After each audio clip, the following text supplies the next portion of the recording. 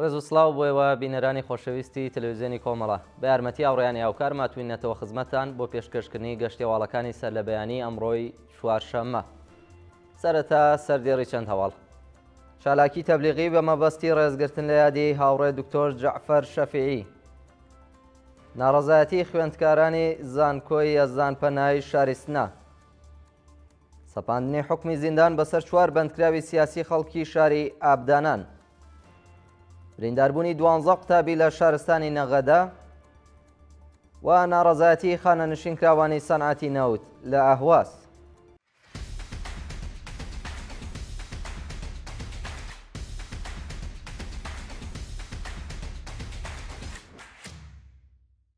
چالاکی تەبلیغی بە مەبەستی ڕێزگرتن لە یادی هاوڕێ دکتۆر جەعفەری شەفیعی.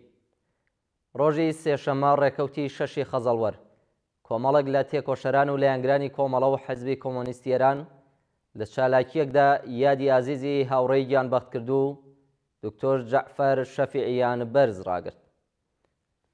بە پێی وێنانەی بەدەستی ناوەندی هەواڵی کۆمەڵە گەیشتون، تێکۆشەران و چالاکوانان بە بڵاوکردنەوەی پەیامێک ئەڵێن کە ئێمە کۆمۆنیستەکان گیانبەخت کردووان لە خەرمانەیەک لە پیرۆزی خوڕافات یان هەستێکی ڕۆمانسیەوە ناپێچین. بۆ ئێمە مێژووی داهاتوو زیندوەکان دروستی دەکەن و هەر ئێستا لەگەڵ خەبات و تێکۆشانێکی زیندوو ڕاستەقینە بە هەموو گرنگیەکەیەوە ڕوبەڕووین.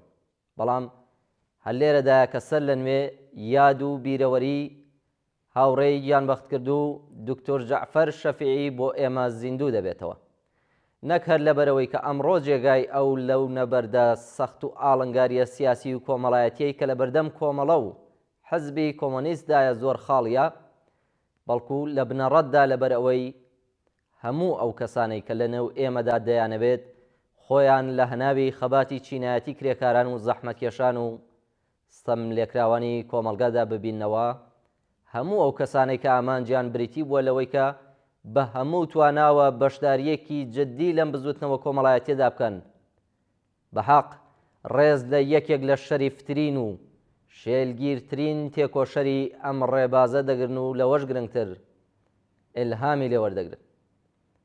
شایانی باسە لە کۆتایی پەیامەکەدا جەخت لەسەرەوە دەکەنەوە کە تا کاتی وەدیاتنی ئاواتی گیانبەخت کردووان بەردەوامە بن لە خەبات و پەیمانیان لەگەڵ نوێ دەکەن. کۆبوونەوەی خانەنشینکراوانی کشوەری و تامینی اجتماعی پارێزگای کرماشان. ڕۆژی سێشەممە ڕێکەوتی 6 خەزەڵوەر کۆمەڵێک لە خانەنشینکراوانی تامینی اجتماعی پارێزگای کرماشان دژ بە وەدی نەهاتنی داخوازیەکانیان کۆبوونەوە. بەشداربووانی کۆبوونەوەکە بە وتنەوەی دروشم دژ بە گەندەڵی بەرپرسانی ڕژیمی کۆماری ئیسلامی و بەرپایی ڕێپێوانێک خوازیاری بەرزکردنەوەی ئاستی ئەغدەز بە پێی ڕێژەی هەڵاوسان و تەوەڕۆم، دابینکردنی بیمەی دەرمانی کارامە، پێدانی هەغدەستە دواخراوەکانیان، کۆتایی هاتنی گوشارەکانی ناوەندە ئەمنیەکان لەسەر خانەنشینکراوانی ناڕازی و ئازادی دەستبەجێ هەموو خانەنشینکراوانی دەست بەسەرکرا و بایەخدانی ڕژیمی کۆماری ئیسلامی بە داخوازیەکانیان. ناڕەزایەتی خوێندکارانی زانکۆی یەزدانپەنای شاری سنە. ڕۆژی ڕابردوو کۆمەڵێک لە خوێندکارانی زانکۆی یەزدانپەنای شاری سنە دژ بە خراپی دۆخی خواردنی سلفی ئەو زانکۆیە کۆبوونەتەوە. خوێندکارانی ناڕازی ئاماژەیان بۆ کردووە کە بەهۆی لە خوارەوەبوونی کوالەتی خواردنی سلفی ئەو زانکۆیە تەندروستیان کەوتۆتە مەترسیەوە و خوازیاری پێڕاگەیشتنی بەرپرسانی زانکۆ لەسەر خواردنی سلفی ئەو زانکۆیە، کۆتایی هاتنی گوشارەکانی حراسەتی زانکۆ لەسەر خوێندکارانی ناڕازی، دابنکردنی سرویسیات و شۆی خوێندکاران و هەروەها وەدیاتنی بەڵێنەکانی بەرپرسانی زانکۆ بوون. سەپاندنی حکمی زیندان بەسەر 4 بەندکراوی سیاسی خەڵکی شاری ئابدانان. لە ڕۆژانی ڕابردوودا 4 هاوڵاتی بەندکراوی خەڵکی شاری ئابدانانی ئیلام بە ناوەکانی محەممەد دانیالی، وەحید چاوران، ناسر ڕەزایی و محەممەد حسێن حاسلی لە دۆسیەکی نوێدا حکمی 13 ساڵ و 6 مانگە زیندانیان بەسەردا سەپێنراوە. بە پێی راپۆرتی ڕێکخراوەکانی مافی مرۆڤ، ناسر ڕەزایی و وەحید چاوران بە تۆمەتی گواستنەوەی چەک و چۆڵ لەلایەن لە قیدوەمی دادگای شاری ئیلامەوە حکمی 5 ساڵ زیندانی تعزیری، محەممەد دانیالی حکمی 2 ساڵ بەندکران و محەممەد حسێن حاسڵی ساڵ و نیوێک زیندانی تعزیری بەسەردا سەپێنراوە.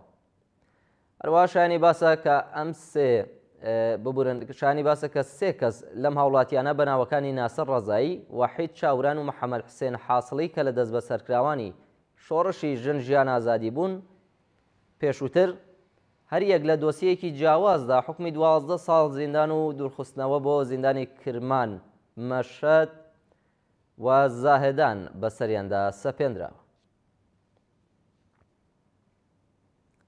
برینداربوونی 12 قوتابی لە شارستانی نەغەدا. ڕۆژی ڕابردوو بەهۆی هەڵدێرانی سرویسی قوتابیان لە شارستانی نەغەدەی سەر بە پارێزگای ورمێ 12 قوتابی کچ بریندار بوون. بە پێی راپۆرتەکان قوتابیانی بریندار ڕەوانەی نەخۆشخانە کراون و دۆخی تەندروستی ژمارەیەک لە قوتابیان لە خراپیدایە. هەروەها بەهۆی بایەخنەدانی بەرپرسانی وەزارەتی ئامۆزش و پەروەرش بە دۆخی سرویسی هاتوچۆی قوتابیان لە ئێران و کوردستان ساڵانە بەهۆی ڕووداوی هاتوچۆ کۆمەڵێکی زۆر لە قوتابیان گیانیان لە دەست ئەدەن و بریندار و کەمەندامە بن. مانگرتنی کرێکارانی پەیمانکاری پارسی جنوبی. ڕۆژی سێشەمە ڕێکەوتی 6 خەزەڵوەری 1404 هەتاوی کۆمەڵێک لە کرێکارانی پەیمانکاری کۆگای پارسی جنوبی دشت بە بایەخنەدانی بەرپرسانی ڕۆژیم بە داخوازیەکانیان دەستیان لە کار کێشایەوە و کۆبوونەوە.